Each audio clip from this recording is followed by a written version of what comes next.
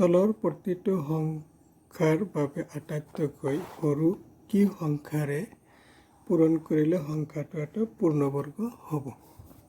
এটা পূৰ্ণবৰ্গ হ'ব। তাহলে তোমালোকৰ কৈছে সৰু কি সংখ্যাৰে পূৰণ কৰিলে সংখ্যাটো এটা পূৰ্ণবৰ্গ হ'ব। তাহলে 5ৰ তোমাৰ 1 নাম্বাৰ আছে যে 1525।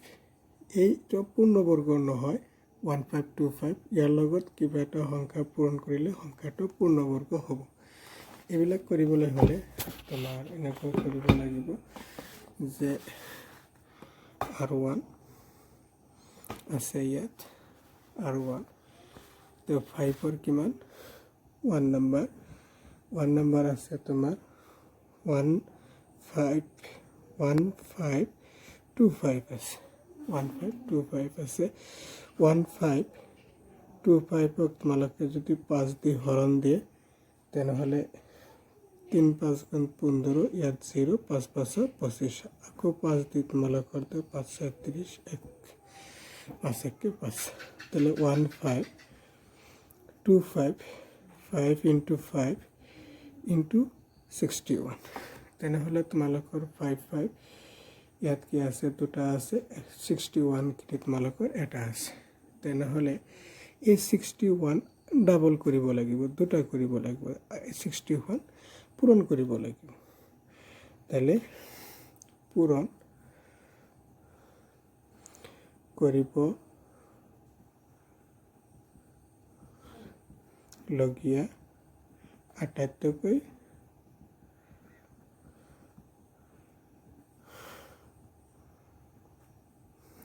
সৰু সংখ্যা তোমালোকৰ কিমান আহিব 61 আহিব।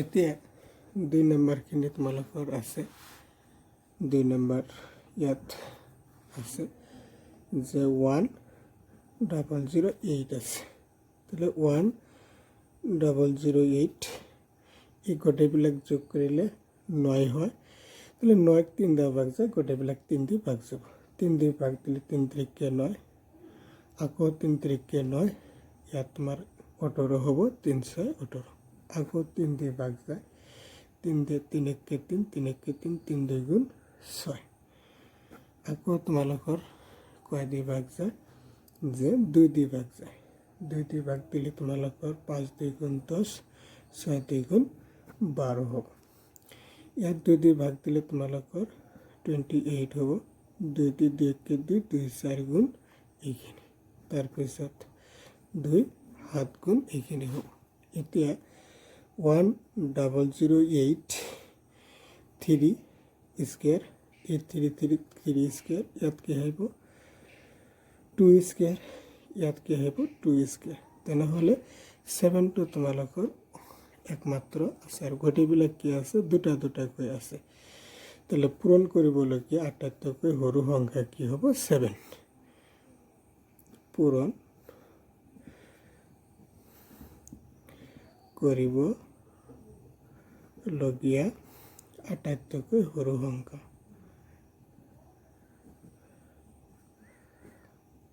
সৰু কি আছে তোমাৰ 7 হ'ব এতিয়া তোমাৰ 3 নম্বৰখিনি আছে 3 নম্বৰখিনি তোমাৰ ইয়াত 3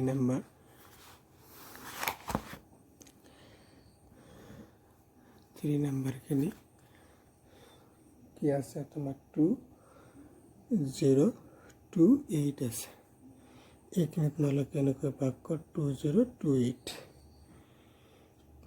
এটা তোমালোকৰ 3 দি ভাগ যাব 3 দি ভাগ দিলে তোমাৰ 3 6 18 তাৰপাছত 7 দি তাৰপাছত 6 দি আকৌ তোমালোকৰ কয় দি ভাগ যায় 2 দি 3 2 গুণ 6 3 2 গুণ 6 হাতের হ'ব 16 আর 2 গুণ 16 আকৌ 2 দি ভাগ যায় ইয়াত তোমালোকৰ 1 তাহলে 6 2 গুণ 12 তোমাৰ 9 2 গুণ 18 তাহলে 169 ইয়াত তোমালোকৰ 13 13 দি ভাগ যাব তাহলে 228 ইয়াত কিমান 3 এটা আছে, ইয়াত তোমালোকৰ কি আছে 2 স্কোয়াৰ, ইয়াত তোমাৰ 13 স্কোয়াৰ।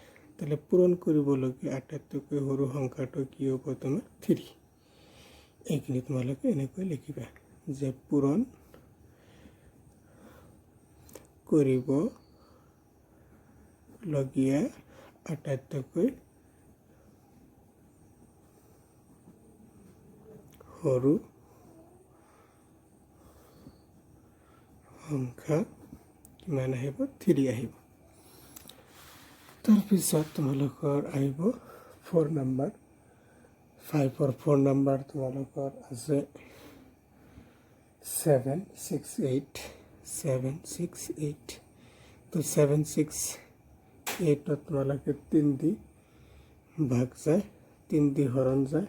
তাহলে তোমার 3 2 গুণ 6, 3 5 গুণ 15 মানে 16, হাতের হলো 1 18, তাহলে 3 6 18।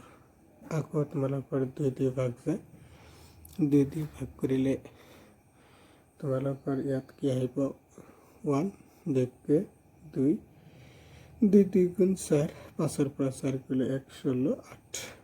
আকৌ তোমালোকৰ 2 6 4, ইয়াত আকৌ 2 দি ভাগ যাব 3 2, আকৌ 2 ভাগ যাব 16, ইয়াত তোমাৰ 8, ইয়াত 4, ইয়াত 2।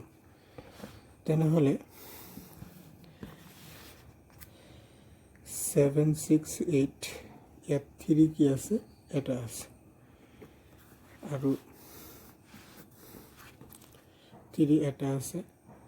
ইয়াত তোমালোকৰ 2 স্কোয়াৰ, ইয়াতো কি হ'ব তোমাৰ 2 স্কোয়াৰ, ইয়াতো তোমাৰ 2 স্কোয়াৰ, ইয়াত তোমাৰ 2 স্কোয়াৰ। এইখিনি তাহলে পূৰণ কৰিবলগীয়া আটাইতকৈ সৰু সংখ্যাখিনি 3 হ'ব। তোমালোকে এনেকৈ লিখি ল'বা।